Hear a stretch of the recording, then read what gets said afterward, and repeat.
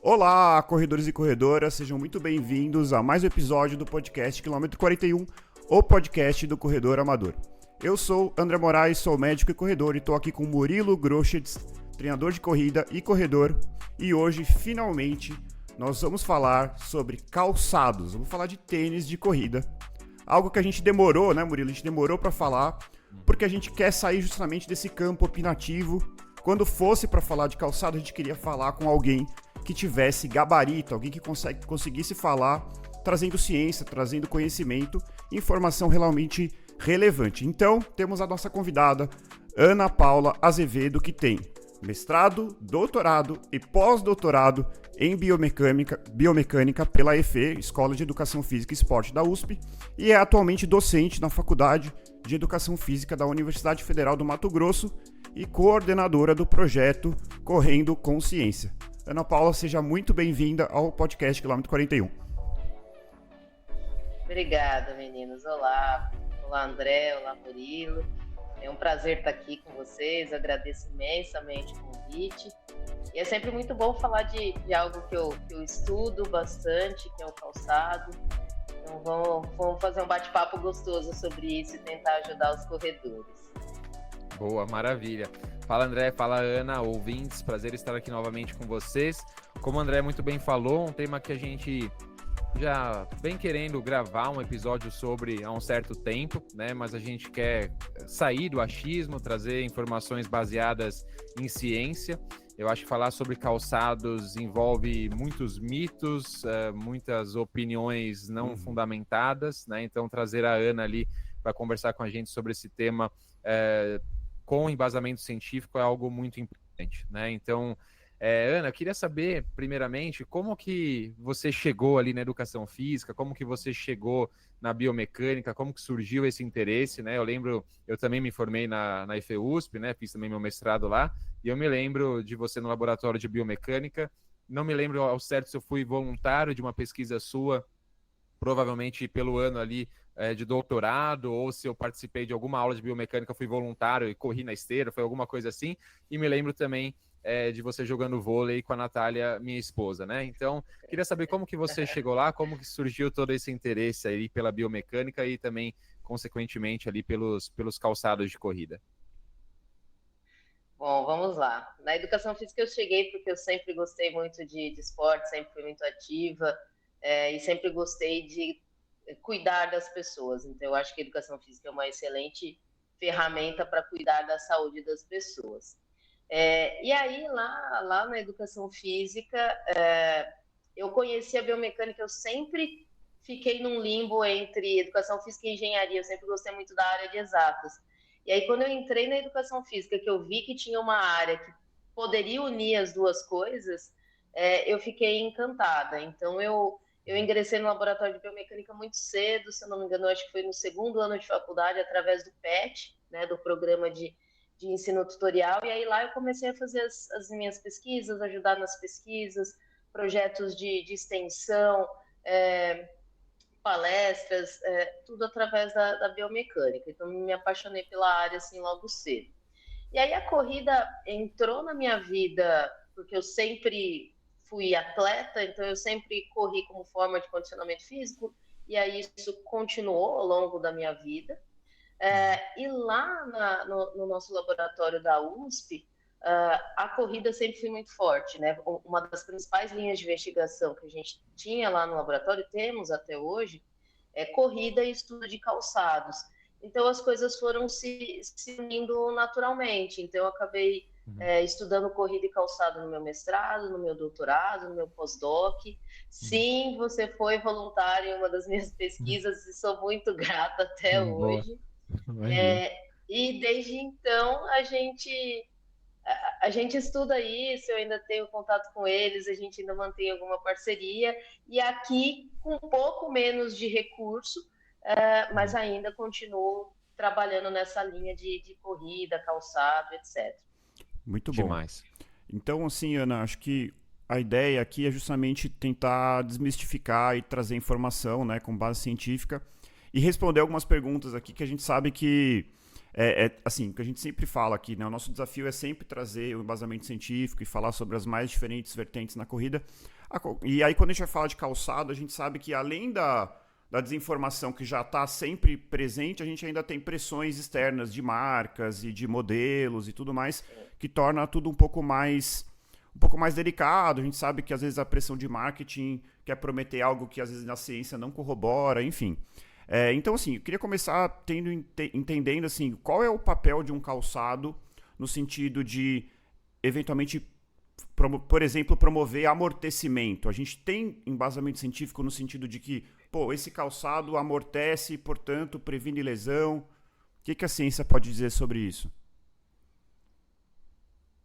Assim, a gente tem um corpo de evidência grande que mostra que essa é, de fato, uma das funções do calçado. Então, o calçado ele foi construído para dar um certo conforto para o usuário, mas também para amortecer impacto. Então, sim, todas as atividades que a gente faz de locomoção, caminhada, corrida, elas envolvem o recebimento constante de um certo nível de impacto. E aí o calçado ele tem, de fato, essa função, e essa função é evidenciada no corpo científico, e é muito simples de testar isso. É só eu pegar alguém que não tem o hábito de correr ou de caminhar descalço e colocá-la nessa condição e medir o impacto dela correndo com o calçado e correndo descalço. Muito provavelmente essa pessoa vai ter o impacto aumentado quando ela está descalço. Então, de fato, o calçado ele tem esse papel. Eu acho que o grande problema é que as pessoas superestimam o papel do calçado, né? O calçado ele tem esse papel, mas o nosso corpo ele não depende do calçado, porque o nosso corpo ele também tem um sistema protetor intrínseco. E sem contar que o corpo ele é muito adaptável. Então, se a gente não tivesse o calçado, se ninguém tivesse inventado o calçado, nós sobreviveríamos numa boa. Mas ele pode ajudar, eu estaria mentindo se ele não cumprisse essa função. E ele cumpre especialmente hoje em dia nas sociedades mais modernas, mais globalizadas, onde essa questão do marketing calçadista, a criança nasce, a gente já coloca um tênis de marca no pé dela e ela já cresce de tênis sem esses estímulos perceptivos, né, do descalço, de outras formas de calçado, enfim, essas pessoas elas ficam acostumadas ao calçado.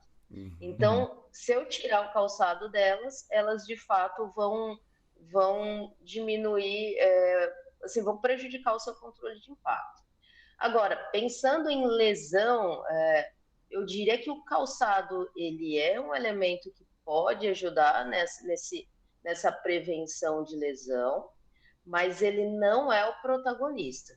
E aí, novamente, acho que entra o problema. As pessoas acharem que o calçado é milagroso, que ele é o protagonista nessa prevenção de lesão e esquecer de outras coisas, como cuidar do próprio treinamento, da periodização de treino, trabalhar outras capacidades que são muito importantes para a corrida e geralmente são negligenciadas. Então, acho que o problema está mais aí. Legal. Eu acho, né, Ana, que as pessoas têm uma tendência de terceirizar, né, a culpa por algo, né? Então é muito mais fácil quando você se lesiona, você fala, nossa, acho que foi meu tênis novo, acho que foi isso, acho que foi aquilo, né? Você sempre coloca a culpa no calçado, né? É muito mais difícil, de repente, você olhar ali para os seus treinos e você ver que você exagerou, que você não cumpriu a sua planilha, que você correu mais forte do que devia, que você aumentou o longo de 1h30 para 2 horas quando não devia fazer. Né? Você não fez as suas sessões de musculação, não fez seu fortalecimento, então há uma tendência ali dos corredores tentarem terceirizar ali a culpa e aí o tênis acaba, coitado, o tênis acaba sendo ali muitas vezes o bode expiatório, o vilão, né? E muito interessante, eu achei muito legal o que você falou, eu lembro disso também nas aulas de biomecânica, lembro de você falando isso também, sobre essa questão da sociedade moderna, né? A gente está muito acostumado, né, a usar calçados com amortecimento desde crianças, né? Então a gente acaba não treinando, não desenvolvendo ali, por exemplo, a força da musculatura intrínseca do nosso pé.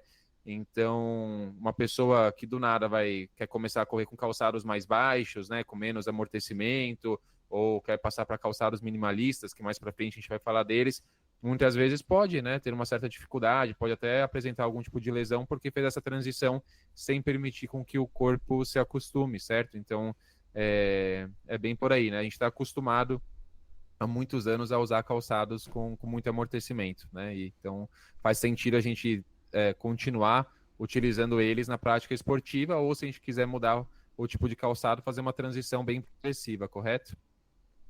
Exatamente. Olha quanta coisa você já falou logo no início da sua fala e que interferem na corrida, né?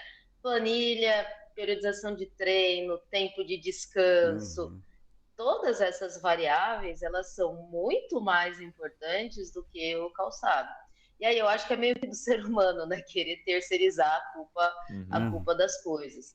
E aí muitas vezes eles não entendem que o fator calçado é um fator que interfere e que ele tem que ser, de certa forma, periodizado, dosado. Como você falou, eu vou mudar o tipo de calçado que eu vou passar a utilizar, eu não posso fazer isso abruptamente do dia para a noite e manter Uhum. as variáveis de intensidade e volume. Eu preciso de uma transição progressiva, uma transição pensada, elaborada. E aí é isso, né? Deu qualquer erro, qualquer problema, sobra para o coitado do calçado. É isso. Exato. Uma coisa que eu até já falei em outro episódio, não lembro qual foi, que é o exemplo de uma pessoa que não está, por exemplo, acostumado a correr descalço na praia, né? E aí, Uhum. vamos supor, mora em São Paulo, mudou e agora está morando no litoral. E aí a pessoa corria 5 vezes por semana no asfalto, ela passa a correr subitamente 5 vezes por semana na areia descalço. A chance dessa pessoa se lesionar é enorme, né? E aí você fala assim, então É areia enorme. é ruim? Correr na areia é ruim? Não necessariamente. A questão é que você precisa se adaptar, né? Você tá mudando para uma superfície que você vai ter ali, que você pisa e ela muda e você tem que desenvolver toda uma musculatura intrínseca.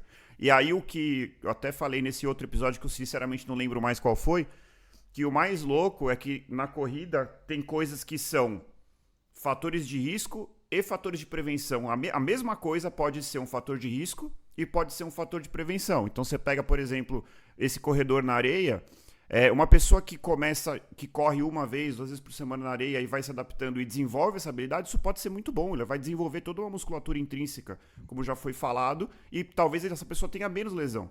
Por outro lado, a mesma areia pode fazer mal e pode causar uma lesão numa pessoa que não está adaptada. Eu acho que o calçado talvez seja mais ou menos nessa linha. Depois, quando a gente for falar de Uhum. calçado minimalista, isso é uma coisa que já tem evidência, né? Tem toda uma discussão se é melhor, se é pior, que eu acho que nem é a discussão mais interessante, né? Mas a gente sabe que qualquer tipo de adaptação tem que ser algo gradual, né? Uhum. Eu vou contar aqui Sim. uma curiosidade. Eu acho que o André já sabe, eu já contei isso acho que no nosso primeiro episódio, mas eu acho que a Ana não sabe dessa história. Eu acho que eu fui voluntário da Ana por volta de 2012 ou 13, né? E em 2010, 2011, eu já corria, né? Comecei a correr em 2007. E nessa época a gente teve um boom ali, né? Dos calçados minimalistas, né? Talvez um pouquinho antes, fora do país, mas aqui no país, acho que por volta de 2010 a gente teve um boom. E eu comecei a usar calçados minimalistas, fiz uma transição um tanto quanto progressiva, lenta ali, mas na época eu já estava bem acostumado a modalidades descalças, porque eu treinava taekwondo, né? Então, desde os meus 8 anos de idade, eu treinava taekwondo, então eu estava bem acostumado a fazer tudo descalço, então não tive grandes problemas, né? Então eu lembro que eu corria com tênis da New Balance, que era o New Balance Zero, assim, ele era bem fininho, e uma época eu corria também de Five Fingers, né? Aquela coisa horrível lá, eu corria com ele, adorava. E, e aí eu lembro que, bem o que o André falou, né? Eu lembro, minha família tem uma casa no litoral aqui em São Paulo, e eu lembro que eu ia pra praia, corria descalço e tava tudo certo, né? Depois de muitos anos, parei de treinar taekwondo, comecei a correr com calçados com mais amortecimento, e eu lembro que algumas vezes eu fui pra praia, tentei correr descalço, putz, primeiro que meu pé ficou cheio de bolha, segundo que eu fiquei uma baita dor na panturrilha, então, assim, o nosso corpo ele acostuma e desacostuma com os estímulos que a gente fornece para ele, né? Não é porque a gente corria descalço uma época ou usava calçados minimalistas que isso vai perdurar para o resto da vida, né? A gente se adapta com as coisas e também destreina também, né? E aí uma outra curiosidade aqui sobre o calçado minimalista, eu lembro que nessa época que eu corria com Five Fingers, em 2011 eu servi ao exército, né? Eu corria e eu participava de um grupo de corrida no CPOR, né, o Centro de Preparação de Oficiais da Reserva aqui em São Paulo. E eu lembro que quando eu comecei a usar o Five Fingers, em 2011, eu lembro que eu tinha um capitão lá no quartel que era responsável pelo grupo de corrida do quartel. Então, além do treinamento físico diário, a gente tinha 2 ou 3 vezes na semana sessões de treinamento de corrida com supervisão desse capitão. E aí ele me via com aquele Five Fingers, ele falava que aquilo era horrível, que aquilo ia me machucar e mandava eu tirar aquele calçado. Ele me proibiu de usar aquele calçado. E ele, sem formação nenhuma em educação física, sem conhecimento nenhum, embasado em nada, me proibiu de correr com aquele calçado, e aí eu tinha que usar um outro calçado lá que o quartel fornecia, que era muito ruim. E aí foi muito engraçado, porque eu lembro que a gente recebeu uma visita de um pelotão da West Point, um pelotão dos Estados Unidos, da Academia Militar dos Estados Unidos, veio passar, acho que 1 ou 2 semanas aqui, a ficar com a gente ali no quartel aqui em São Paulo. E aí um dia eles foram correr com a gente. E os 25 soldados estavam todos de Five Fingers. E aí foi muito engraçado, Genial. porque tipo, do dia pra noite eu fui desproibido de usar meu Five Fingers e eu pude voltar a usar meu Five Fingers feliz da vida, assim. Isso aí é Então foi muito engraçado essa história. muito bom. Muito bom. Uma coisa, aproveitando toda essa discussão do Five Fingers, uma coisa que eu acho interessante, assim, quando a gente fala de biomecânica, Ana, que, pô, o nosso corpo é extremamente complexo, né? Você pegar ali o livrinho de anatomia, esses dias eu peguei o meu aqui pra ver a musculatura intrínseca do pé, é uma loucura, né? E assim, isso a gente tá falando do pé, mas a quantidade de grupos musculares, né? E uma coisa que me provoca, assim, eu fico pensando, é justamente essa interface entre toda essa complexidade biológica, biomecânica, com um pedaço de borracha, espuma, né? E qual que é a capacidade, qual que é o impacto que um calçado é capaz de ter sobre a biomecânica humana? Assim, eu sei que é uma pergunta bem ampla, mas só para a gente tentar entender um pouquinho mais, assim, essa interação, essa interface entre o homem e a máquina, vamos dizer assim, né? Que não é bem uma máquina, mas é algo que a gente criou, né? Algo externo. Eu acho que a primeira coisa que todo mundo precisa entender é que a resposta que a gente vai ter, o resultado que a gente vai ter, é justamente dependente dessa interação. Características do corredor, do indivíduo e características do calçado. E aí já surge o primeiro desafio, né? Não ter um calçado que seja ideal para todo mundo ao mesmo tempo. Uhum. E aí a questão da prescrição do calçado é muito difícil, né? Uhum. Cada um tem um nível de experiência prévia, motora, tem suas características anatômicas específicas, e aí o calçado é isso, é um monte de espuma, de borracha, padrão. Então a combinação dessas coisas é que vai resultar na resposta do uso do calçado, que vai ser individual, particular para cada um. Então isso por si só já é uma informação importante que todo mundo tem que entender. Uhum. E aí dentro da literatura a gente observa que o calçado ele pode interferir de diferentes formas de acordo com as suas características. Uhum. E o corpo ele pode se adaptar em relação a isso também. Então hoje a gente sabe que dependendo do tipo de construção, por exemplo, dureza do solado, do calçado, né, da entressola, eu posso favorecer o controle de impacto e perder um pouquinho na estabilidade de tornozelo, ou posso fazer o contrário. Então isso é possível. A gente sabe que dependendo das características do calçado, então se a gente sai, por exemplo, de um calçado mais tradicional ou mais maximalista e vamos para um calçado minimalista, o uso em longo prazo provavelmente vai levar o corredor a alterar parâmetros da sua corrida, como, por exemplo, o tipo de aterrissagem. Então, a gente consegue passar de uma aterrissagem no retropé, que a gente chama de rear foot strike, para uma aterrissagem mais na ponta do pé, que é o forefoot strike, com o uso do calçado. A gente pode mudar, por exemplo, o quanto a gente flexiona os joelhos para amortecer carga ou não, de acordo com o tipo de calçado. Então, essas alterações a gente consegue proporcionar através do calçado. Aí o quanto elas vão ser significativas para o indivíduo ou não, aí depende de muitas coisas, depende do Uhum. nível de experiência do corredor, lesões prévias, se ele sente dor ou não, o caminho que eu vou seguir, então qual tipo de calçado eu vou utilizar. Então a gente tem alguns tipos de calçado que, por exemplo, temos evidências de que eles reduzem a sobrecarga articular no joelho. Então pessoas com dor patelofemoral talvez se beneficiariam mais desse tipo de calçado. Então, para onde eu vou caminhar e como ocorrem essas adaptações, depende de muitos fatores. Como você falou, o corpo humano ele é muito complexo em questão de estruturas envolvidas, né, no controle dessas características biomecânicas e considerando a plasticidade do próprio Exato. sistema neuromuscular. Então, assim, é algo que é bem complexo e as pessoas tentam transformar em algo muito simplista, né? Ah, eu vou correr com esse calçado aqui, pronto, vou torcer o pé, vou aumentar o impacto, eu vou correr com esse calçado que a minha pronação excessiva vai desaparecer. E não é bem assim que funciona, né? Essa adaptação, essa resposta de interação usuário-calçado é muito, muito complexa mesmo. Uhum.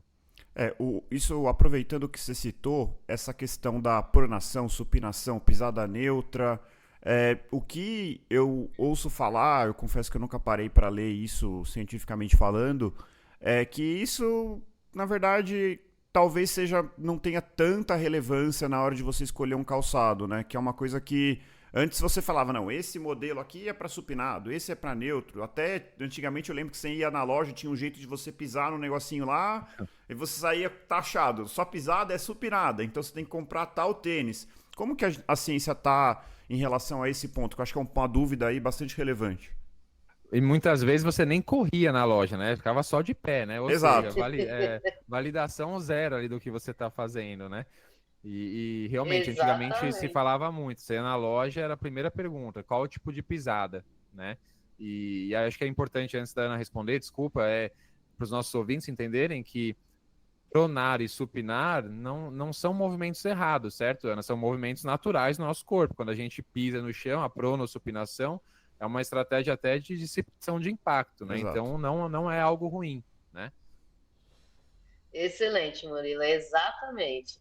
É, a pronação e a supinação são movimentos naturais, de fato, eles estão lá na nossa técnica de movimento, eles têm que estar num apoio, em cada apoio, o ideal é que haja, né, um movimento de pronação e supinação se alternando justamente para isso, para a gente ter esse amortecimento de carga ideal.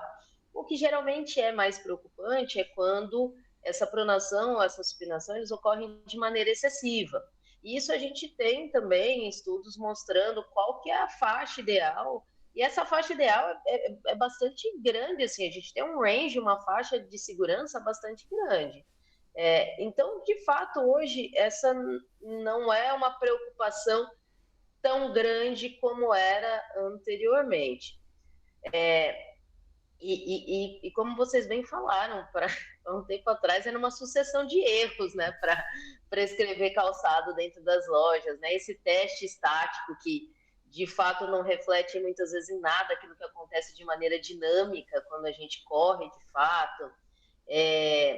O tipo de medida, então alguns eram tipo um teste de carimbo de pé, né? Parece teste de Uhum. pezinho de criança e, enfim, não diz nada, né? Não tem embasamento científico nenhum. Eu ainda percebo, em menor grau, como vocês apontaram, mas ainda percebo essa preocupação, calçado para pronador, para supinador. E aí a gente tem, eu acho que um problema muito grande, né? Primeiro, não, na verdade dois. Primeiro, identificar de fato se o corredor é pronador ou supinador, né? A gente não tem lugares para se fazer isso. Então, aqui com os nossos corredores do projeto Correndo Consciência, a gente faz um teste e aí de filmagem, usando software para analisar ângulos, os pontos reflexivos. Então, a gente tenta fazer um teste mais elaborado, mas não é todo lugar que você tem isso. Uhum. E, novamente, considerando que eu falei há pouco, a resposta depende da interação usuário-calçado. Muitas vezes, o calçado é um calçado para pronador, então a borda interna do calçado ela é mais alta, para evitar você pisar para dentro. Mas foram feitos testes mecânicos nesse calçado para ver o quanto ele aguenta, o quanto que ele vai demorar para se acomodar e ir baixando também e você voltar a pisar para dentro. Então, o material, a característica de construção do calçado interfere nisso e muitas vezes a gente não sabe. Então, hoje, o que a gente tem é não se preocupar tanto com isso e se preocupar com aquilo que é mais eficiente e aquilo que a gente pode fazer e controlar, que é fortalecer. Então, hoje a gente tem um corpo de evidências que mostra que, para quem tem essa preocupação de pronação e supinação, é muito mais interessante você se preocupar em fortalecer os músculos, as estruturas ali ao redor da região do tornozelo, que são eles que vão ajudar a controlar os movimentos de pronação e supinação e evitar qualquer exagero, do que eu me preocupar com o calçado, do que eu terceirizar novamente a função. Então, hoje a ideia, né, a gente caminha dentro da literatura e com uma certa consistência nesse caminho. O calçado ele pode interferir de alguma forma na pronação e supinação? Novamente, pode. Mas o peso que isso tem na vida do cidadão é muito pequeno. O fortalecimento é muito mais importante e muito mais eficiente. E você vê que isso, na verdade, são várias etapas. Primeiro, você tem que dizer, pô, tudo bem, ele é um pronador, mas isso é ruim. Existe maior incidência de lesão em quem tem uma pisada pronada ou supinada? Por que eu vou me preocupar com isso? Então, essa é a primeira pergunta que teria que ser respondida. Depois você fala assim, não, tudo bem. Descobrimos, tô falando hipoteticamente aqui, tá, gente, para ficar claro. Descobrimos que pronação é ruim, vamos dizer assim. Vamos fazer imaginar. Então, você tem que pegar o calçado, comparar com outro grupo de pronadores, um grupo usar o calçado para pronador, e aí ver, até onde eu sei, isso não foi feito, ou se foi feito, teve evidência nula, né? Então, assim, eu acho que é muito... E eu acho incrível como isso entrou na sociedade, assim, você falava de tênis de corrida com qualquer pessoa, a primeira pergunta, não, calma, você é pronador ou supinador. Uma outra coisa, Ana, pra gente aproveitar que a gente tá falando de pisada, né, é a questão do qual parte do seu pé você impacta o solo, se você é um corredor de antepé, de médio pé ou de retropé. O que a gente sabe sobre isso e se existe alguma maneira de o calçado interferir nesse processo? O que a gente sabe é que não existe, isso a gente chama, né, de geometria de aterrissagem, não existe uma geometria perfeita. A gente tem basicamente 3 tipos de aterrissagem, então, como você falou, no retropé, né, no calcâneo, com o médio pé, que seria com o pé mais chapado, e com a ponta do pé, então, fazendo o contato inicial aqui no antepé. A gente sabe que essas 3 formas de aterrissar, elas têm pontos positivos e pontos negativos. Geralmente, a gente chega nessa geometria de aterrissagem naturalmente, de acordo com as nossas vivências anteriores. O calçado é algo que auxilia, sim, mas cada um chega nessa forma de aterrissagem naturalmente de acordo com as nossas experiências.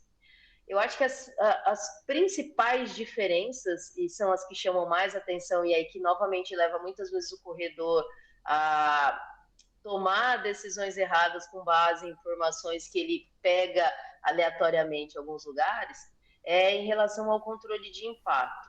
A gente tem evidências consistentes na literatura que quando nós aterrissamos no retropé, e essa é a geometria de aterrissagem predominante na população, especialmente na população acostumada ao uso do calçado, a tendência é que as forças internas, as forças articulares, elas sejam maiores na articulação do joelho e menores no tornozelo. Já quando a gente faz a aterrissagem mais na região do antepé, a gente gera uma alteração nessas forças. Então, a gente reduz a sobrecarga interna, essas forças articulares na articulação do joelho. Em contrapartida, nós aumentamos na região do tornozelo. Então, veja bem, ambas têm pontos positivos e pontos negativos. Quando eu uso uma, quando eu uso outra. Como eu disse, a do retropé é a mais tradicional porque o uso do calçado direcionou a gente evolutivamente a adotar essa estratégia. Se a gente vai em outras populações de corredores, então corredores que tenham por hábito correr descalço, ou corredores que já estão adaptados ao calçado minimalista, por exemplo, eu vou perceber que eles já tendem a ter essa aterrissagem na ponta do pé. Então, esse já é um indício de que o calçado ele pode te direcionar para um ou para outro. Usar a ponta do pé para aterrissar é algo que é adaptável, a gente pode chegar nessa geometria com treinamento, usando algumas estratégias, mas ela de fato requer uma transição. Por que a gente não adota essa estratégia naturalmente, especialmente com o calçado? Porque é uma técnica que sobrecarrega bastante o tornozelo e requer muito da nossa musculatura posterior da perna. Então, o tríceps oral é uma musculatura extremamente exigida.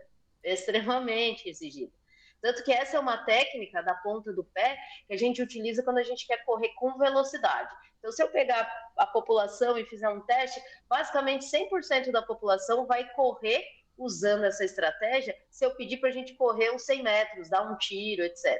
Mas quando eu vou para a corrida mais longa, manter esse padrão de trabalho do tríceps oral é muito mais difícil, então requer um tempo de adaptação. Então, o calçado ele vai te permitir migrar para um ou para outro, com o treinamento e com algumas intervenções, inclusive usando o calçado, eu posso migrar para um ou para outro. O que a gente precisa saber vale a pena, por que eu estou migrando de geometria de aterrissagem, dependendo das características do corredor, vale a pena. Então, são coisas a serem pensadas, mas isso são coisas que a gente tem bem estabelecidas em relação ao calçado e geometria de aterrissagem. Legal. Deixa eu só fazer um comentário, né? É bem comum, né? Quando a gente pega uma pessoa que pisa com calcanhar, né?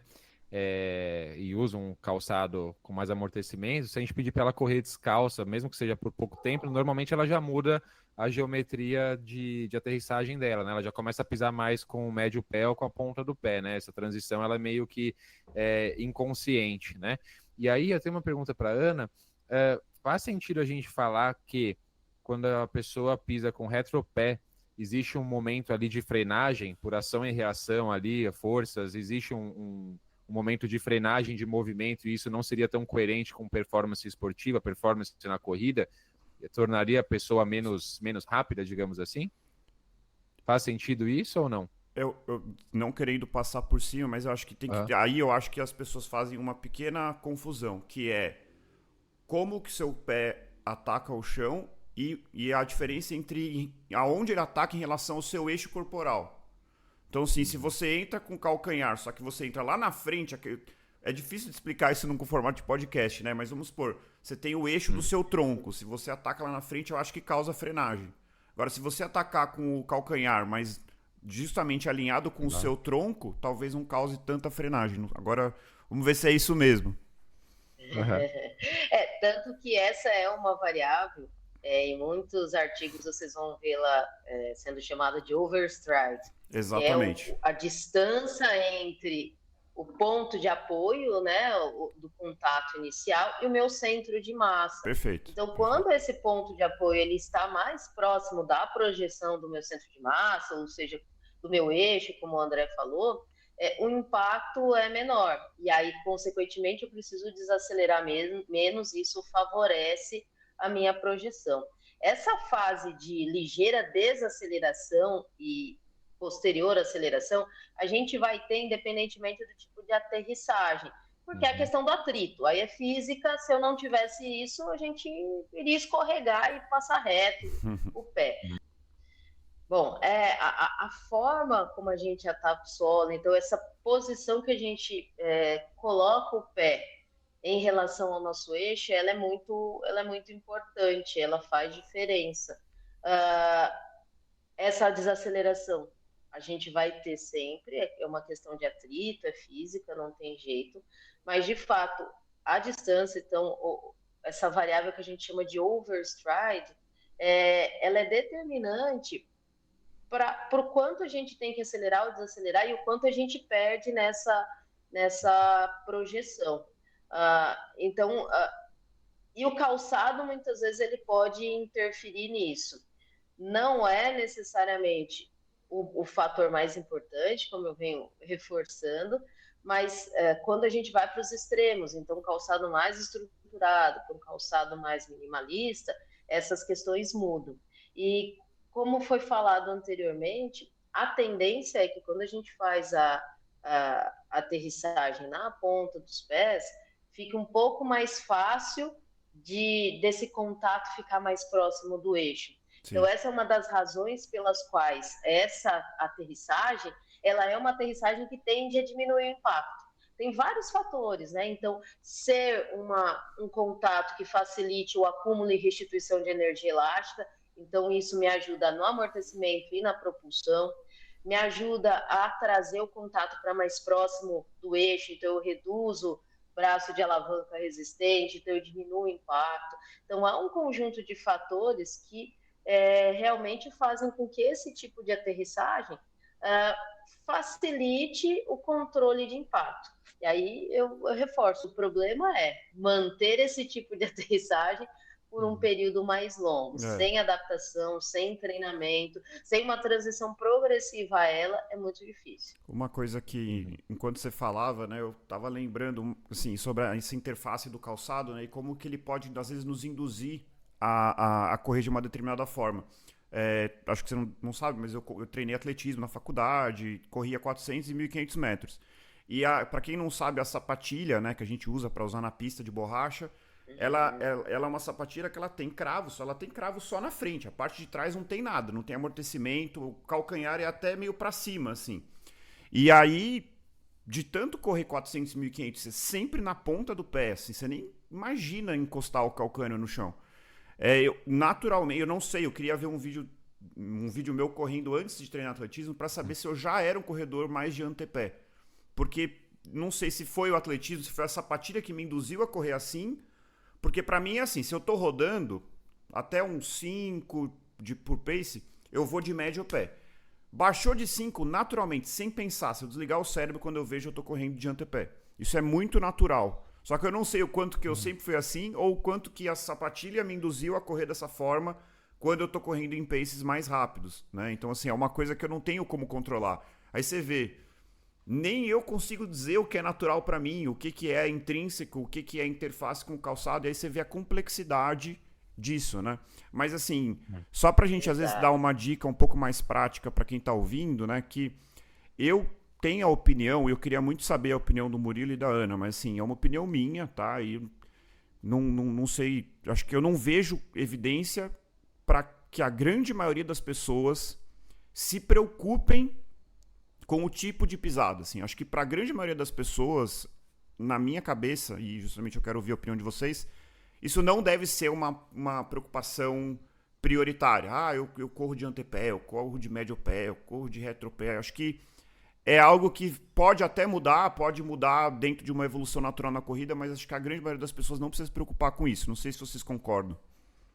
Eu vou dar minha opinião aqui também, depois a Ana vai responder mais embasada, com certeza. Mas a minha opinião é que eu concordo, eu acho que a pessoa não precisa se preocupar demasiadamente com isso, principalmente se ela não tem ali o overstride, né? Ela não não aterrissa no chão à frente do seu centro de massa, não é algo que me preocupa.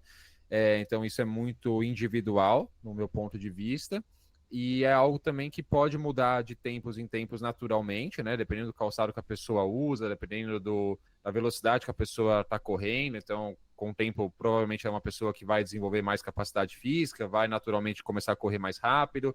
De repente, num treino, uma rodagem vai correr num pace de 6,30, numa prova vai correr no pace de 5, e talvez inconscientemente a forma de aterrissar no chão acabe mudando um pouco. Então é algo que muito inconscientemente a pessoa vai mudar. E principalmente se ela não tem nenhum tipo de lesão, não tem nenhum sintoma de dor, etc., não vejo por que a gente mexer nisso, que acho que mexer tentar fazer com que a pessoa mude seu jeito de pisar, que ela está muitas vezes acostumada há anos, pode ser algo ruim, pode desencadear algum tipo de desconforto, de lesão e etc. Então, esse é meu ponto de vista. Não sei se está 100% correto. Agora passa a bola para a Ana. Eu acho que não tem um ponto de vista 100% correto. Eu concordo com vocês, meninos. Eu acho que a preocupação com a geometria de aterrissagem ela não deve ser demasiada. Eu acho que é importante, se possível, cada um saber, pensando mais na questão do fortalecimento, não pensando na questão da mudança. Legal, Por quê? legal. Porque, como eu falei para vocês, se eu sei que a minha aterrissagem é mais retropé, a articulação sobrecarregada, mais sobrecarregada é uma, os músculos que eu vou ter que fortalecer com maior ênfase são outros. Se eu tenho outro tipo de pisada, que é na região anterior, é uma outra articulação que Legal. vai ser mais sobrecarregada, é um outro conjunto de músculos. Então, eu acho que é mais importante a gente saber da geometria de aterrissagem a partir desse ponto de vista do que ficar pensando, vou mudar, não vou mudar. Eu acho que a questão de mudar são casos muito extremos. Então, por exemplo, a gente tem estudos da professora Isabel Sacco, lá da fisioterapia da USP, usando calçado baixo, né, a sapatilha moleca, em idosas que têm dor patelofemoral, porque isso muda a aterrissagem delas e diminui sobrecarga no joelho. Aí, beleza, mas assim, é uma condição clínica muito específica. No geral, eu acho que os corredores eles não têm que se preocupar com isso, por além de direcionar o seu treinamento de fortalecimento. E vocês foram perfeitos, meninos, porque uma das coisas que interfere nessa geometria de aterrissagem, por além do calçado, é o nível de experiência. Então, a gente tem estudos mostrando que conforme os corredores eles vão se tornando mais experientes, mais rodagem, vão melhorando o nível técnico, a geometria de aterrissagem deles, predominante, vai migrando naturalmente para o médio pé, para o antepé. Então, assim, óbvio, dependendo do contexto, o pace que eu vou utilizar, se é uma corrida mais rápida ou não, a geometria vai mudar, mas pensando na geometria de aterrissagem predominante, a experiência do indivíduo vai direcionando ele a uma aterrissagem natural, assim. Então, eu também não acho que essa preocupação deva ser grande, que eu tenha que ficar me preocupando, eu vou mudar. E isso é um ponto importante, né? Porque o que eu já vi de posts no Instagram, a corrida correta é aterrissar na ponta do pé. Não, vamos entender o que está por trás disso, e aí eu me preocupo e direciono de maneira adequada. Tem imagens, assim, de atletas olímpicos que correm com calcanhar, às vezes até eu já vi na Olimpíada, você vê que a pessoa é meio obcecada, eu fico prestando atenção nisso, o cara tá correndo lá 5 mil... E aí eu vejo que, de fato, a grande maioria corre de antepé. Mas no meio lá tem um queniano ou um etíope e o cara tá correndo com o calcanhar lá na frente. Você fala, como é que esse cara tá conseguindo? Provavelmente a biomecânica dele é diferente. Você vai dizer que é errado, o cara tá na Olimpíada, né? Você vai ter a prepotência de falar, não, você está errado. O jeito certo é daquele jeito. Não existe isso, né? E às vezes, né, André? Ele já se ajustou.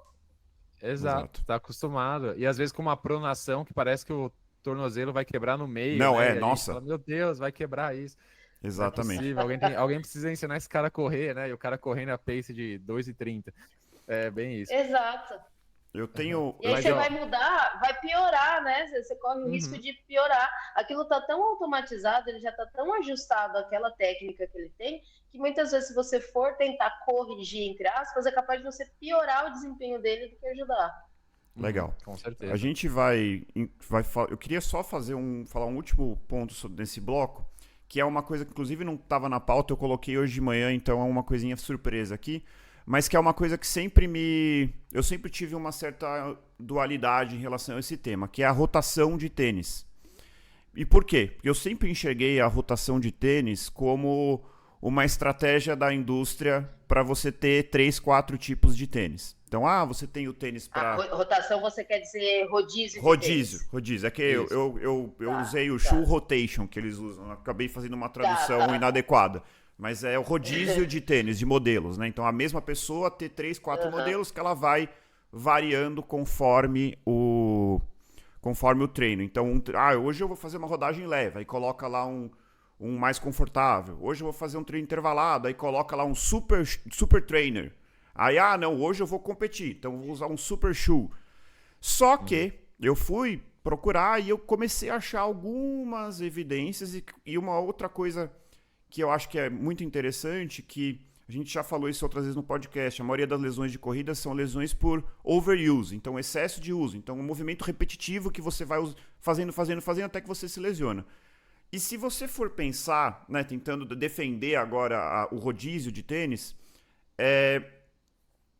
querendo ou não, né, os diferentes calçados vão estimular e interagir com o nosso corpo de maneiras distintas. Então, tem algum racional teórico em você utilizar tênis diferentes, porque você vai estar dando, dentro de uma coisa repetitiva, você está dando estímulos levemente diferentes. Mas eu não sei, eu não tenho uma opinião formada ainda, eu confesso que eu estou numa fase que eu estou testando o rodízio, estou achando interessante, mas eu não sei, o que a gente tem de evidência, qual que é a visão sobre isso? Só complementando a pergunta do André, eu também tenho essa dúvida. Até pouco tempo eu só fazia rodízio de tênis para não dar chulé no tênis, então para deixar o tênis dar uma respirada, passar um tênis pé ali, deixar tomando um ar. Hoje em dia tênis também é muito moda, então tem gente que faz rodízio só para ficar bonito na foto, né, para combinar com o resto da roupa. Mas faz sentido, eu também comecei a ler algumas coisas nessa linha, né, que talvez esses estímulos levemente diferentes fossem de alguma forma favoráveis, né, para o indivíduo. Então também tem essa questão aí. Bom, vamos lá. O rodízio de tênis, de fato, ele começou e eu acho que ele continua sendo estimulado muito mais por razões mercadológicas do que qualquer outro motivo. Mas dentro do que a gente tem na literatura, o único fundamento seria exatamente esse. Quando eu faço um rodízio de calçados, e aí, obviamente, se eu tiver calçados com características diferentes, né? Porque se eu tiver uma coleção do mesmo calçado, não vai resolver. O único fundamento é dar estímulos diferentes. Então, o nosso sistema protetor intrínseco, ele trabalha, ele é treinado a partir desse input sensorial. Então, quando eu dou entrada de diferentes formas de estímulos, ele vai se adaptando, ele vai sendo treinado e eu amplio o meu leque de opções para estar pronta para qualquer outra situação. Essa é a única, acho que a única razão que a gente de fato tem dentro da ciência para fundamentar o rodízio. Caso contrário, realmente, como o Murilo falou, é só para aparecer bonito na foto, mostrar que eu tenho diferentes tênis legais, porque o calçado esportivo, quanto mais você usar, melhor ele cumpre a função dele. Então, a função que ele tem, as principais funções que ele tem, além do amortecimento, é dar esse conforto e distribuir a carga, distribuir bem essa carga na planta do pé. E aí, quanto mais eu uso o calçado, mais ele se molda ao meu pé, melhor é essa distribuição na planta do pé, melhor é o conforto. Então, se a gente fosse pensar no rodízio por, vou deixar o calçado descansando, quando eu uso o material acomoda, então esse material precisa voltar, porque senão ele não está cumprindo as funções, isso é balela. Tá? Legal, quanto mais eu uso o calçado, melhor ele cumpre as funções dele. Então, a principal razão, né, com evidência científica, que fundamenta esse rodízio seria dar um input sensorial, dar uma variação de estímulo para o meu sistema perceptivo e, consequentemente, meu aparelho locomotor. Aí eu estou treinando esse mecanismo interno de proteção. Legal. É basicamente aquele termo, né, amaciar o tênis, né, meio que verdadeiro, né, a pessoa se torna mais familiarizada ali com o calçado, ele cumpre melhor a função dele, pelo que eu entendi, resumindo, pode ser interessante ter mais de um calçado e alterná-los, né, mas também não é uma necessidade, então para quem está nos ouvindo, só tem um calçado, tá tudo bem. Eu, particularmente, corri muitas vezes, comprei um calçado, usei um ano e pouco, quando estava muito gasto, eu trocava e nunca tive problemas com isso, né? E deixa eu puxar um gancho aqui, que eu acho que talvez quem esteja nos ouvindo, talvez agora esteja num ponto que esteja um pouco confuso no seguinte sentido, né? Como que eu escolho um calçado de corrida, né? Como que eu compro um calçado de corrida? Seja o meu primeiro ou eu quero trocar o meu calçado. Já Murilo, entendi aqui. Oi, diga. vamos deixar essa pergunta mais pra frente. Eu queria falar antes Tá bom, dos pode tênis ser. de placa. Que aí Boa, é verdade. no Boa. bloco 3 a gente vai falar sobre escolher o seu tênis. Só pra Beleza, aí eu faço essa pergunta. Boa. Mas essa pergunta acho que é o grande, assim.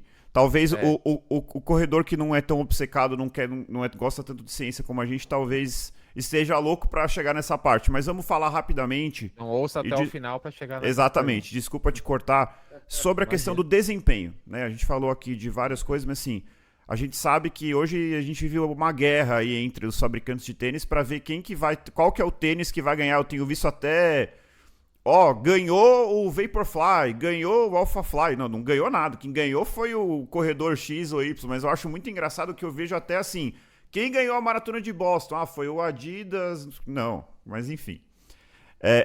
Como que o calçado pode afetar a performance?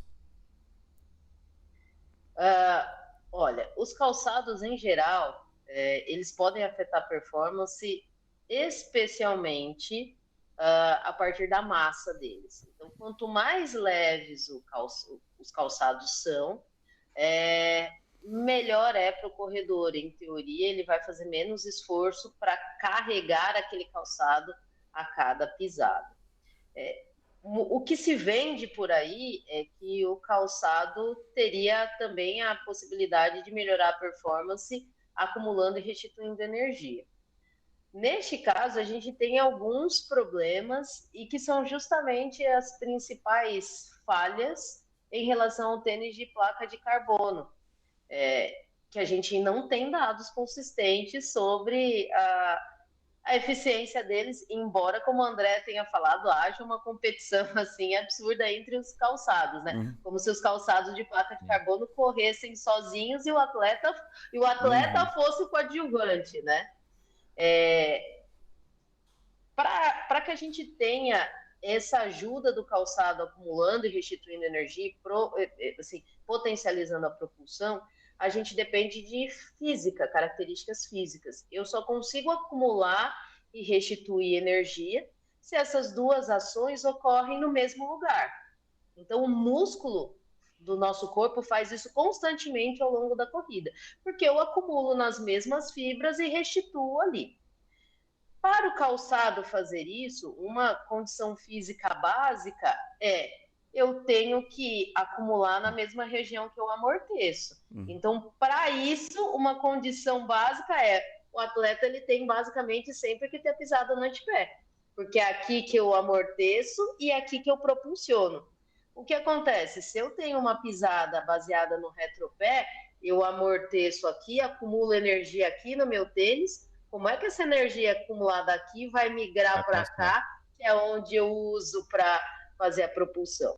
Então, já começa que esta parte de interferência do calçado na performance, ela tem uma limitação física da área de exatas mesmo.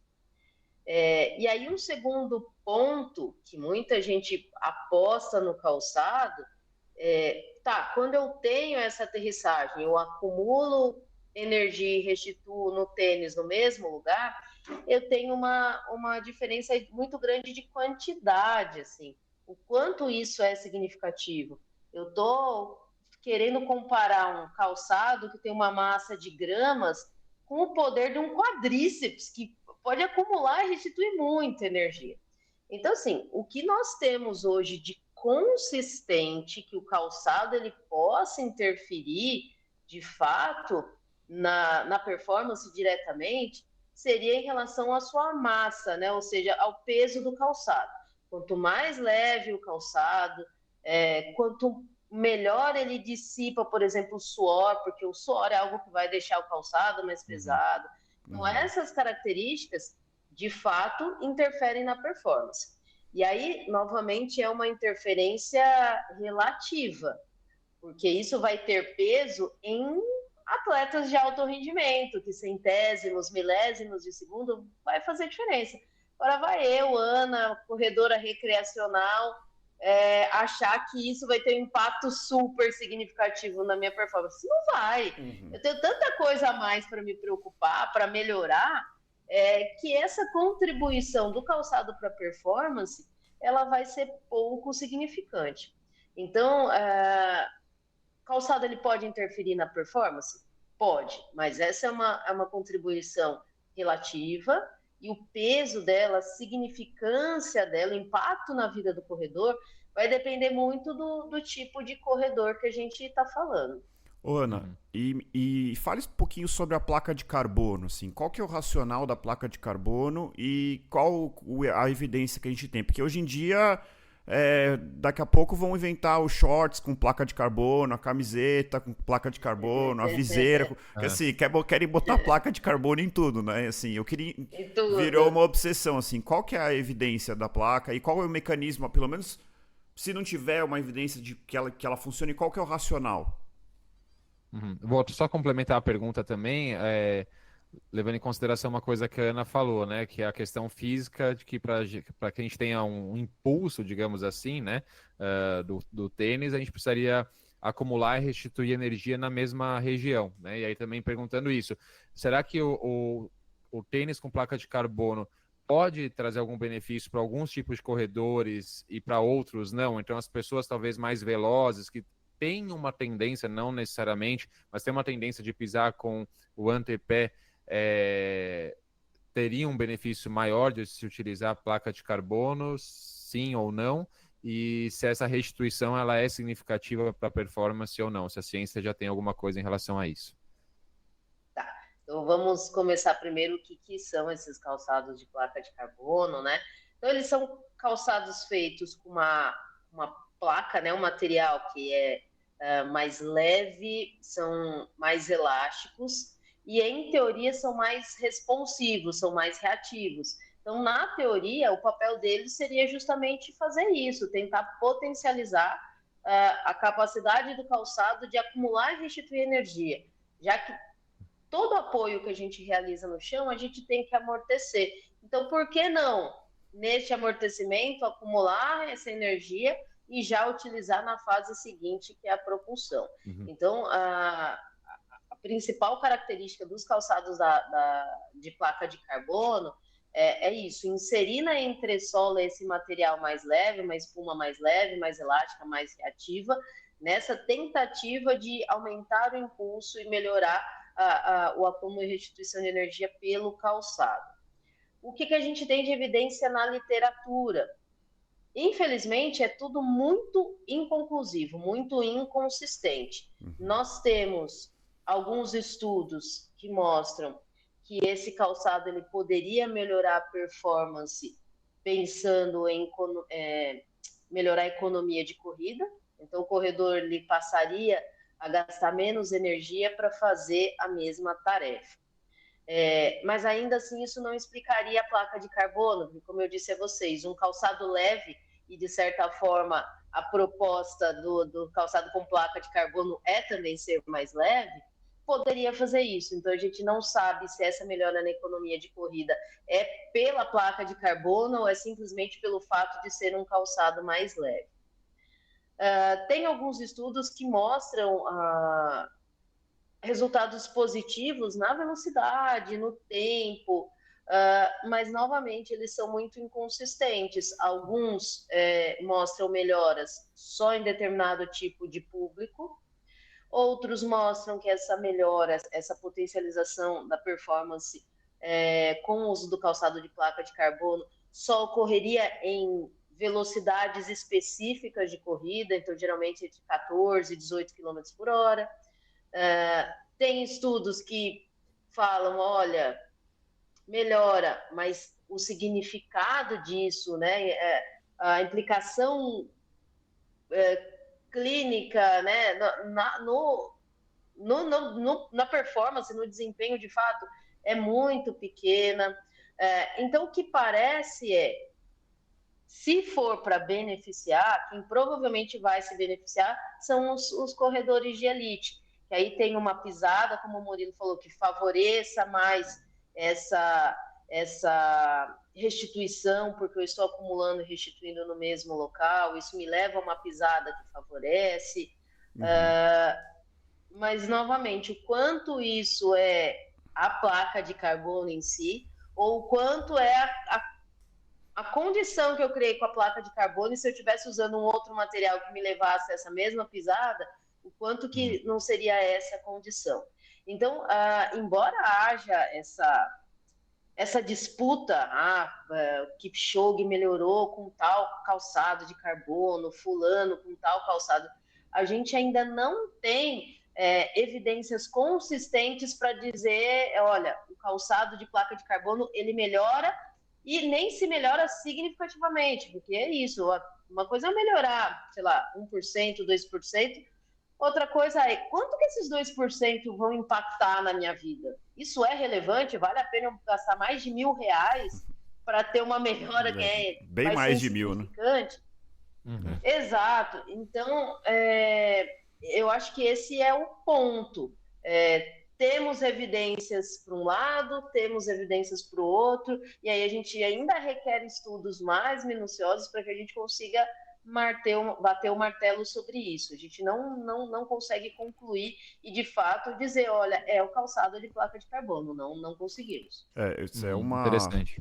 Eu vou falar dois lados. E isso é um fato. Eu acho que a evidência, ela realmente ela é pobre. Eu vi um estudo que eu, infelizmente, não vou ter a referência aqui, que comparou diferentes super tênis, né?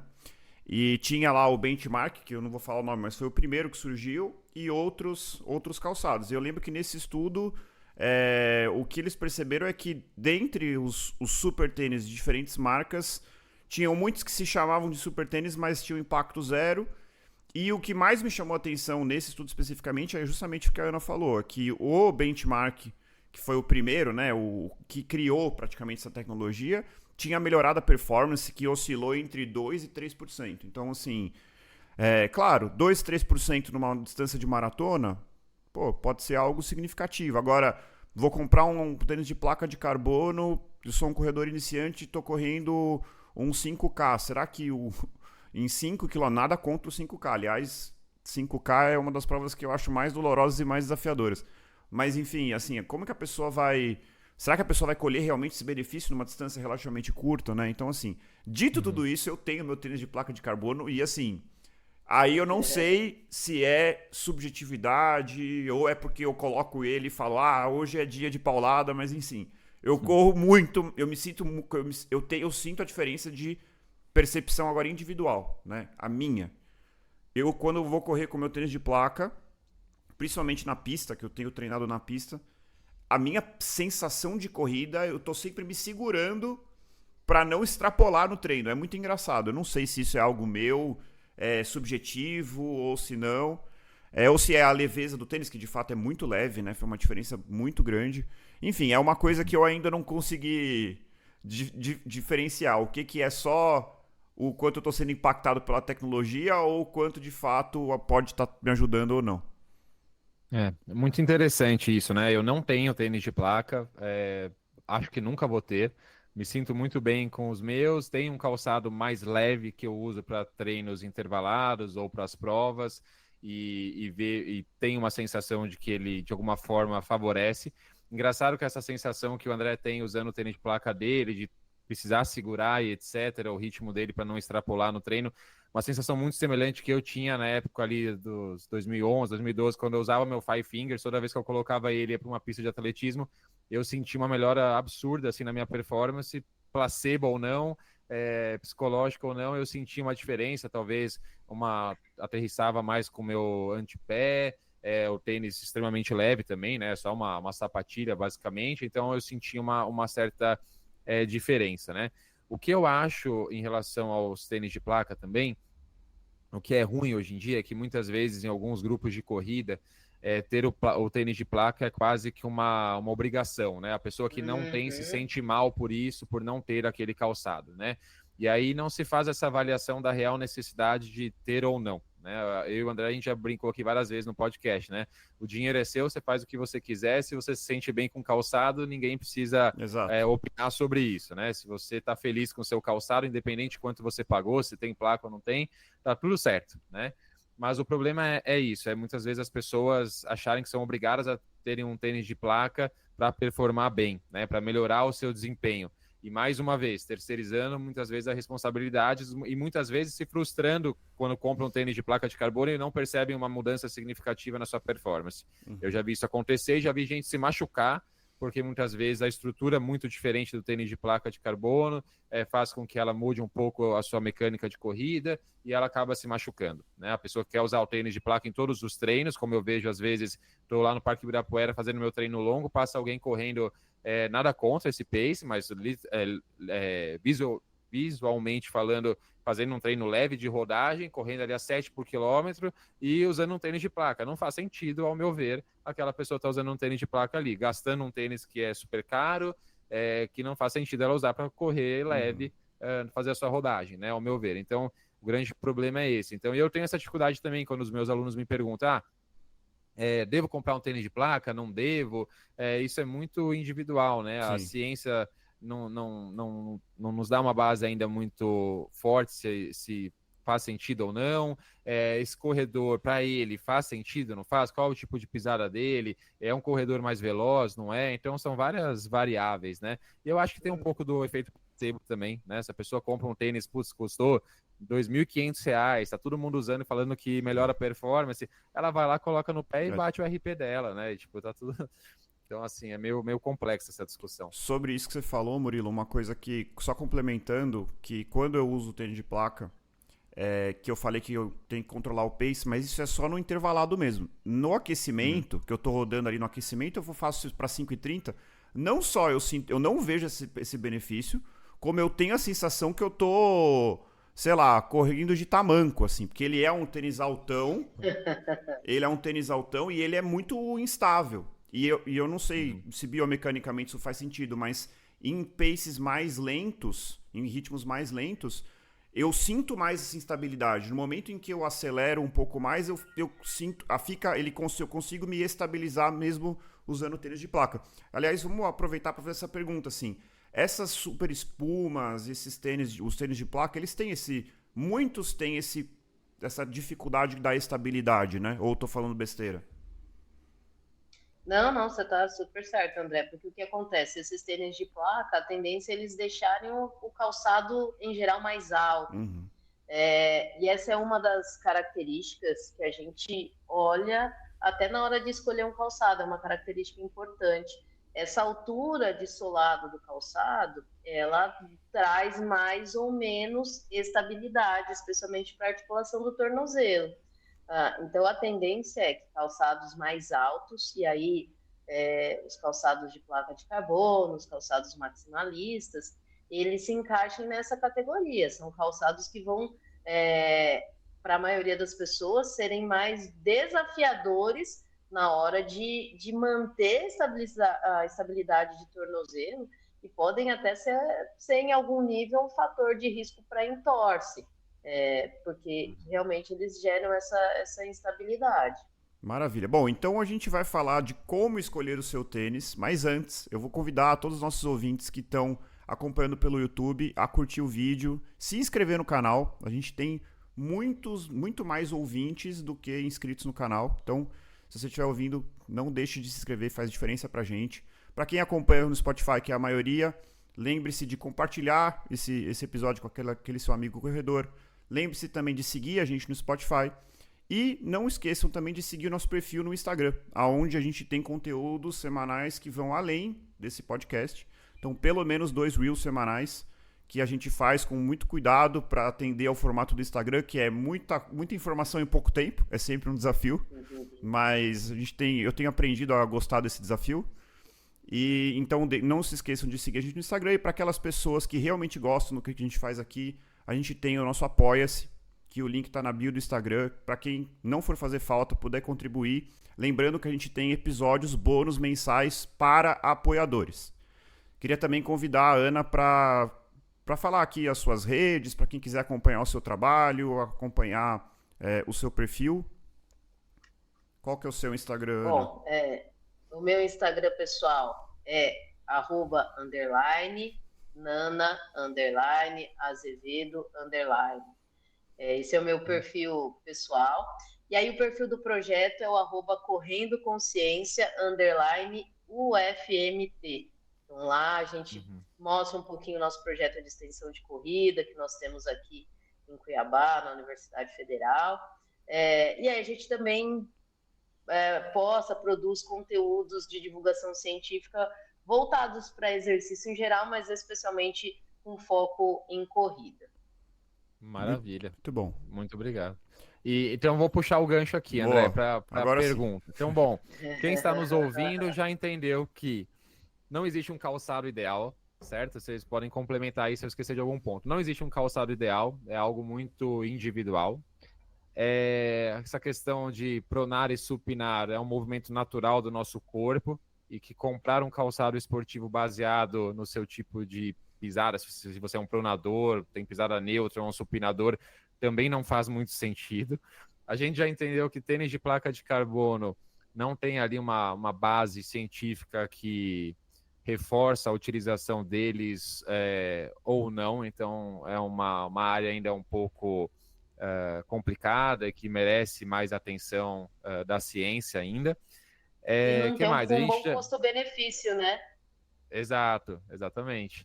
A gente já entendeu também que a gente terceiriza muito ali a nossa performance, a responsabilidade pela nossa performance para os tênis de corrida. Isso também não é correto, né? Então, a gente fazer uma progressão correta do treino, a periodização, como a Ana bem falou, o fortalecimento, a musculação tem um papel muito, mas muito mais importante nesse sentido. Então, escolher um calçado esportivo, né? Como escolher o seu primeiro calçado de corrida, ou como, meu tênis de corrida tá velho, eu preciso comprar um novo, né? E aí eu já coloco aqui uma dificuldade minha como treinador, né? Quando um atleta me procura e pede dicas de tênis, né? É sempre um desafio, né? Porque a gente tem tantos calçados no mercado com características tão diferentes que, como eu sei, né, que é algo muito individual, a primeira pergunta que eu faço, né, então a Ana vai nos dar algumas dicas aí, eu também queria saber se o que eu faço faz sentido ou não, porque a primeira pergunta é, você já tem um tênis de corrida? Ah, já tenho. Qual que é? Ah, é tal. Você gosta desse tênis? Gosto, nunca tive problema nenhum, não sinto nenhum tipo de desconforto. Beleza, então vamos ver as características desse tênis. Então eu vou lá, dou uma pesquisada, vejo o peso desse tênis, quanto ele tem de drop, né? Aquela diferença de altura entre a parte da frente e a parte de trás. É um tênis com drop, sei lá, 8. Então tá, a pessoa usa um tênis com 300 gramas, com drop 8, e tá super feliz com ele. E ele tem uma espuma média ali, não tão dura, não tão macia. Eu costumo tentar encontrar opções semelhantes a essa para aquela pessoa. Ou compra o mesmo e segue nele o resto da sua vida, ou algo semelhante, porque é muito habituado àquele tênis. Então não faz sentido, né? Principalmente se não é uma pessoa, por exemplo, que quer melhorar sua velocidade, a pessoa reduzir muito o peso do calçado, ou buscar um drop mais baixo para buscar uma corrida talvez mais minimalista, com uma pisada mais em médio pé, antepé. Então eu vou nesse sentido. Agora, se a pessoa me falar, não, putz, eu sinto dores, sinto desconforto no meu tornozelo, por exemplo, né? Como a Ana falou que pode acontecer dependendo do tipo de pisada da pessoa. Então aí eu tento características que possam mudar um pouco, mas sempre explicando para aquele meu aluno ou aquela minha aluna que talvez aquilo por si só não resolva o problema daquele desconforto, né? A gente talvez precise analisar outras características, como biomecânica da corrida, se está fortalecendo ou se não está, e etc. Né? Então, eu queria saber se faz sentido isso, e também o que a Ana tem de dica ali para os nossos ouvintes que querem comprar um tênis de corrida, seja o seu primeiro, seja um novo, o que a gente pode analisar e quais são os pontos que podem ser analisados na hora da escolha. Bom, eu acho que você já foi cirúrgico, Murilo, na questão de considerar as experiências prévias. Então, acho que é a primeira coisa, se o indivíduo ele já correu, já corre, ou já teve alguma experiência anterior, guardar essas informações. Puxa, qual foi o modelo que eu me dei melhor? Qual que é a marca? Geralmente a gente tem uma preferência por marca, não só por identificação, sei lá, da ideia da marca, mas assim, das experiências que eu tive. Então, para quem já correu, já teve experiências anteriores, considerar isso é muito importante. Então, gostei desse modelo, gostei dessa marca, não tive problema, não me deu dor, foi confortável. Em time que está ganhando, a gente procura não mexer. Então, realmente, buscar calçados que sejam semelhantes, com essas mesmas características, já ajuda muito, é um ponto muito positivo. Não tive experiência, vou começar a correr agora. Primeira coisa é buscar calçados, como eu falei há pouco, que não sejam muito altos, para que o indivíduo ele tenha um pouco mais de estabilidade na hora de correr. Então, a gente tem estudos na literatura que mostram que a gente tem uma faixa ali de altura de solado que é ótima, né? Uma altura ótima para termos a melhor estabilidade possível em tarefas de locomoção.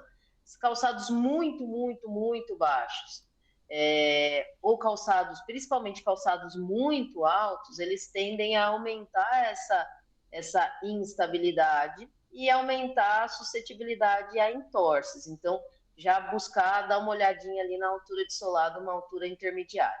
Diga. Ana, desculpa, quando você fala em altura, a gente está falando de drop ou a gente está falando de altura total? A altura como um todo, total, não o drop, Tá, a altura total mesmo. Beleza.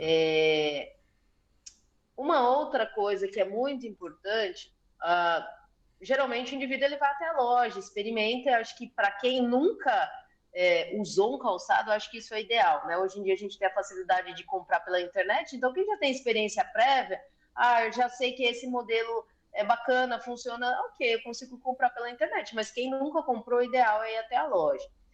E aí, na loja, a nossa percepção para impacto, a nossa percepção aguda para impacto, ela é muito ruim. Então, achar que eu vou calçar o tênis, dar aquela voltinha na loja, isso vai ser legal, vou conseguir identificar o quanto ele amortece de impacto? Não vou conseguir.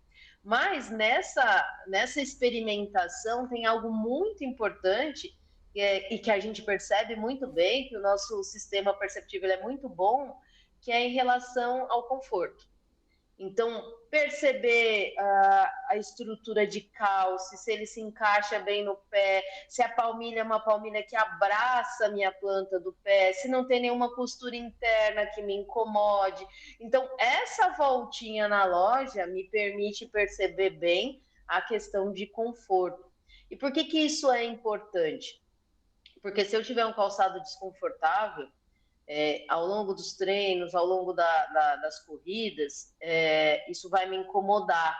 E aí, automaticamente, sem consciência, o corredor ele começa a ir mudando a sua técnica de movimento para se ajustar e tentar diminuir esse desconforto. E nessa, em longo prazo, ele pode passar a se ajustar, a se adaptar numa técnica que não é favorável a ele. Então, pensar nisso, pensar no conforto, já é meio caminho andado. Se eu consigo selecionar um calçado que é confortável para mim, eu vou ter grandes chances de ter sucesso. E aí, no restante, infelizmente, especialmente pensando em amortecimento de impacto, a falta de experiência, não ter tido experiência prévia, é um fator bastante limitante, porque aí a minha escolha passa, pensando na questão do amortecimento, ser um pouco mais de tentativa e erro.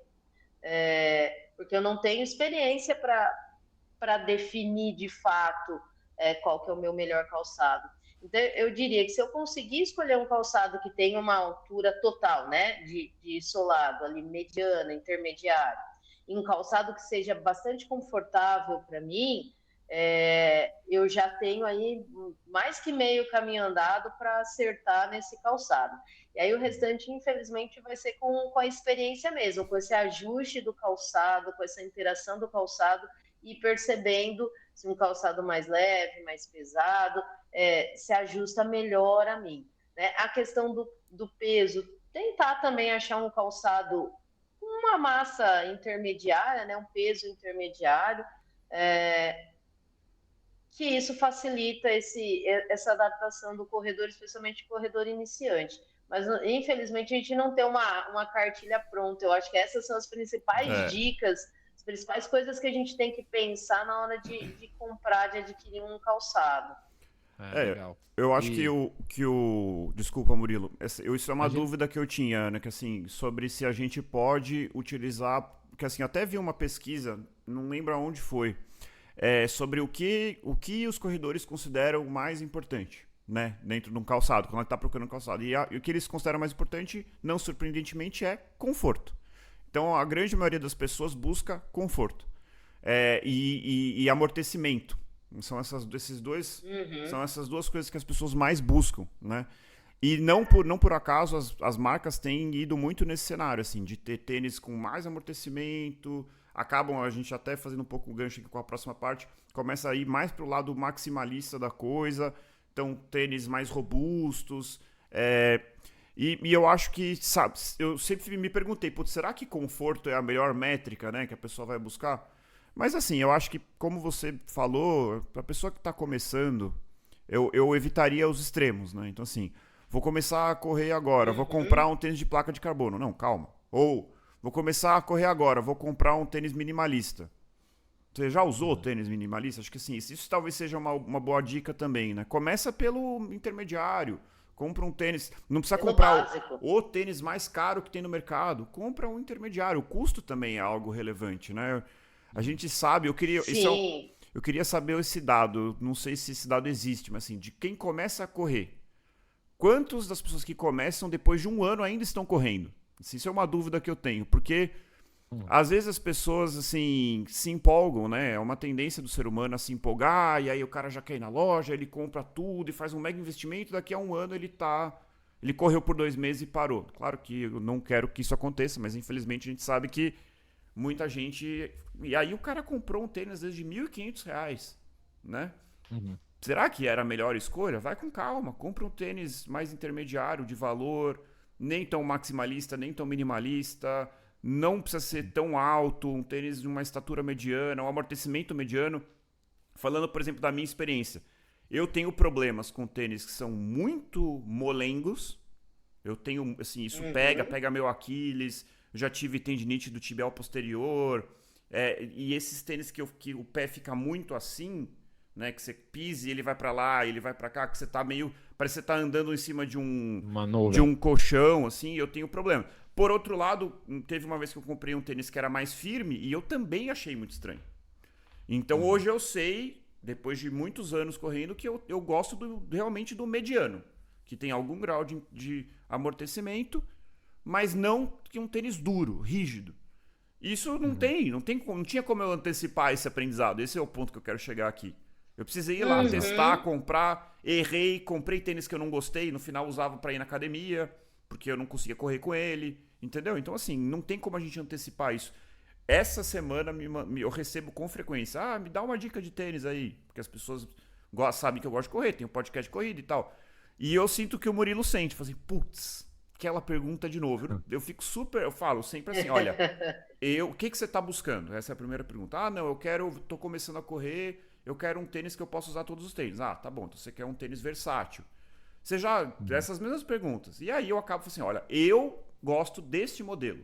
E aí eu falo. Não quer dizer que esse modelo você vai gostar. Eu falo o que eu gosto. Só que é óbvio, a pessoa pode não gostar. É muito complexo.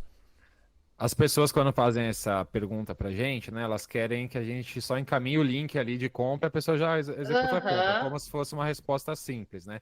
E aí, quando eu vou lá e faço outras perguntas em cima para tentar entender o perfil daquela pessoa, às vezes a pessoa acha um pouco estranho, né? Depois acaba entendendo, né? Mas é isso, eu acho que o primeiro tênis de corrida é sempre o mais difícil, né? E aí vale essas dicas de você tentar ficar ali numa média em todas as características, para que você, com o tempo e com o seu desenvolvimento como corredor, seu autodesenvolvimento, você desenvolvendo suas percepções, você entender aquilo que você prefere, como o André falou aqui, o que ele gosta, o que ele não gosta, e aos pouquinhos você vai desenvolvendo isso e vai conseguindo ser mais assertivo nas suas compras, né? Quando a gente fala em altura do tênis, é um dado difícil da gente encontrar, né? A gente encontra muito de drop, né? Para quem está ouvindo a gente, drop é aquela diferença entre a parte da frente do calçado e a parte de trás, né? Então, drop de 6 milímetros, 4 milímetros, são drops mais baixos, né? drops intermediários por volta de 8 milímetros, se eu não me engano, né? E acima de 10 são drops mais altos. Então, mesma coisa, vale a regra de você tentar ficar numa média. A altura do tênis, é difícil a gente encontrar esse dado quando a gente vai comprar, né? Na descrição. Então, é muito assim, visualmente, né? Você vê aquele tênis que é muito altão, tem aquela sola muito elevada, você procurar evitar, né? A dica da Ana... E quando a gente experimenta, Murilo, dá para sentir quando ele é mais alto, né?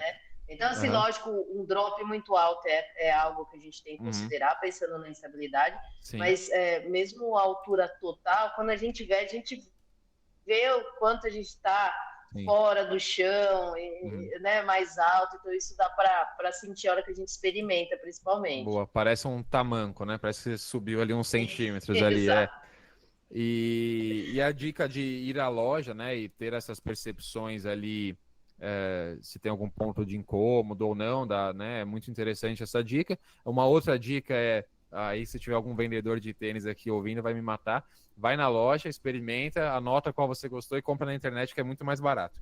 Você pega umas promoções. Com certeza. Né? Mas é isso, eu acho que não existe uma receita de bolo aqui, né? Quando a gente fala em corrida, não existe receita de bolo para nada, né? E quando a gente fala de tênis de corrida, é a mesma coisa. Então, vale essas dicas, vale você se conhecer, não ir nas tendências, nas modas, toma cuidado com isso, tenta entender o que é bom para você. Não é algo crucial ou que vai fazer uma diferença significativa na sua performance, tem outros pontos mais importantes aqui, e é isso, né? Acho que são as nossas considerações, nossas dicas aí. Eu acho que essa é uma dica importante, Murilo, porque resistir às pressões externas muitas vezes é difícil, né? Então, o André já mencionou isso, eu estou começando, eu preciso ter um tênis de placa de carbono, eu preciso ter um smartwatch super robusto, eu preciso ter meia de compressão, eu preciso ter todo um óculos baixa pace, eu preciso ter um monte de coisa. E quando, na verdade, a gente precisa ter o básico ali cumprido, né? E isso vale muito para o tênis. Tem muita gente que acha que quanto mais caro o tênis, melhor ele mais ele vai amortecer. Então, é importante, especialmente para quem está iniciando, exatamente ir no intermediário, se conhecer primeiro essa interação, e não achar que tudo aquilo que é mais caro, todo esse aparato, ele é necessário para ser um corredor. Então, eu acho que esse é um detalhe importante também. Com certeza.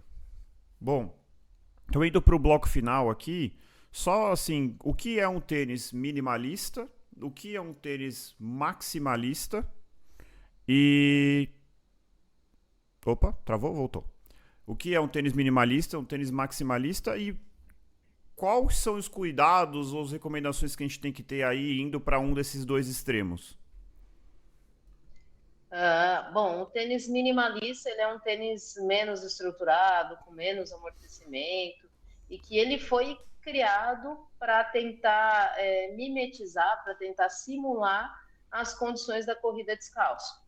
Então, a gente teve um tempo atrás um boom da corrida descalço, vários estudos com populações que cresceram vivendo descalço, especialmente os africanos, uma tribo indígena do México, mostrando que talvez isso pudesse resultar em menos lesões. Então, com base nessa linha de raciocínio, as indústrias calçadistas se ajustaram e criaram os tênis, né, os calçados minimalistas.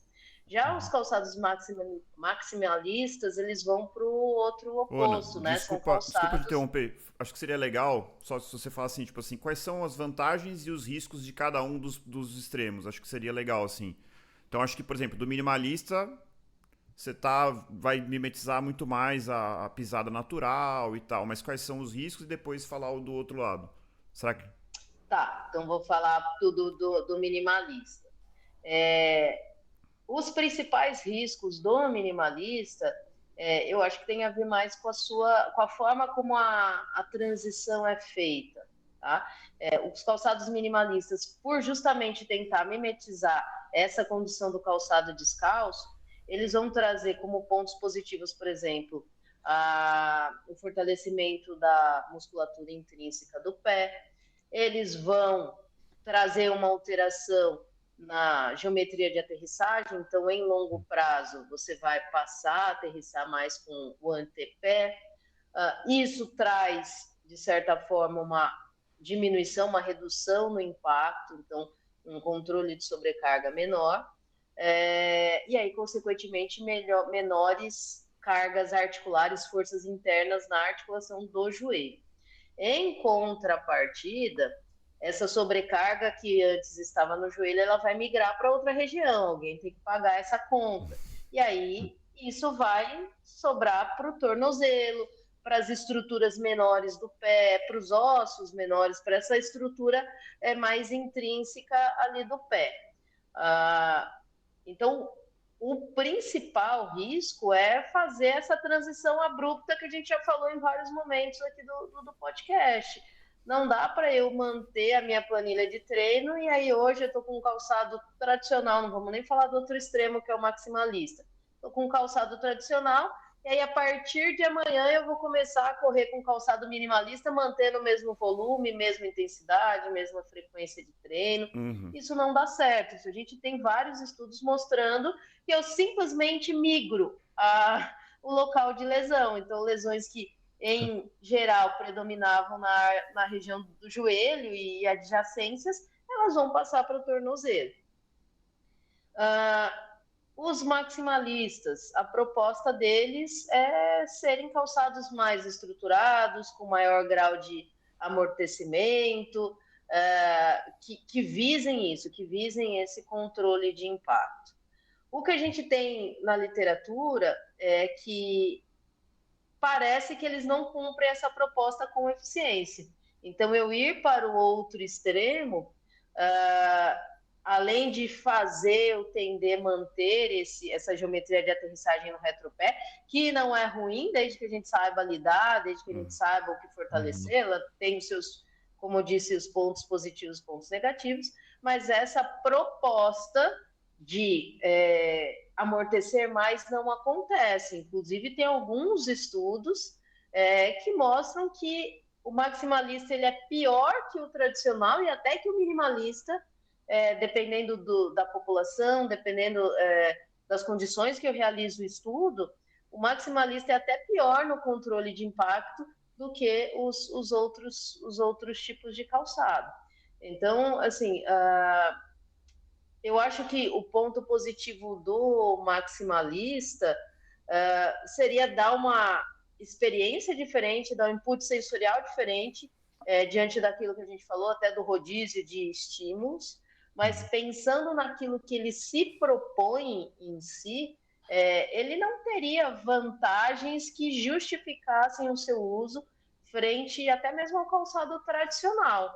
Seria um calçado que ele no geral, mais alto, então pode ser que ele gere mais instabilidade, ele não gera controle de impacto adicional, e muitas vezes, pensando em custo-benefício, ele tende a ser mais caro que os outros calçados. Então, assim, tirando a parte de não cumprir o que geralmente ele se propõe, não teria um prejuízo muito grande, mas também não teria um benefício super expressivo para falar, vou usar um calçado minimalista. Pelo menos isso é o que a gente tem um pouco mais consistente na literatura. Perfeito, perfeito. Bom, acho que chegamos ao final. Queria agradecer a participação da Ana, foi muito legal. Acho que a gente pode fazer um outro episódio falando só de biomecânica mesmo, que acho que talvez seja até, assim, pra gente, a gente acha até mais interessante do que falando de tênis mesmo, mas acho que a gente conseguiu quebrar muito mito, trazer muita informação, e agradeço também o Murilo. Muito obrigado, vou abrir para as considerações finais do Murilo e depois para a Ana. É isso aí, acho que a gente trouxe um tema, como a gente falou lá no comecinho, né, que tem muita dúvida sobre, as pessoas têm muitas dúvidas sobre esse tema, é um tema que tem muito achismo, tem muitos mitos, né, eu espero que a gente tenha conseguido trazer ali ciência, né, para explicar esse tema, trazer talvez mais tranquilidade para os corredores, né, na hora de escolher o seu tênis de corrida, entender que tênis não é o fator mais importante para performance ou para prevenção de lesões, isso é muito importante também, tirar um pouquinho essa necessidade de colocar a culpa em cima do tênis, né? A pessoa se machucou, putz, foi o tênis que eu usei. Calma, pode ser, mas há uma grande chance de não ter sido ele. Então, raramente vamos pensar diferente. Raramente exato. Então vamos pensar em outros fatores que você está errando ali que podem ter colaborado para isso, né? Então, espero que todos tenham gostado e agradeço muito o André aí e a Ana, né, que aceitou gravar esse episódio conosco. A gente começou a gravação, para quem está nos ouvindo aí em qualquer hora, 8 horas da manhã aqui, horário de Brasília, a Ana em Cuiabá, 7 horas da manhã, então muito obrigado por isso, Ana, obrigado pela disponibilidade aí de participar desse episódio conosco. Imagina, meninos, eu que agradeço, mais uma vez me sinto lisonjeada, muito contente com esse convite, é um prazer estar aqui com vocês e estou à disposição, sempre que vocês quiserem conversar, bater papo sobre biomecânica, corrida e outras coisas dentro do exercício, vai ser um prazer enorme estar aqui com vocês. Maravilha, pessoal. Muito obrigado. Então, corredores e corredoras, encontrem o seu motivo para continuar correndo e nos encontramos no próximo quilômetro 41. Até lá. Até!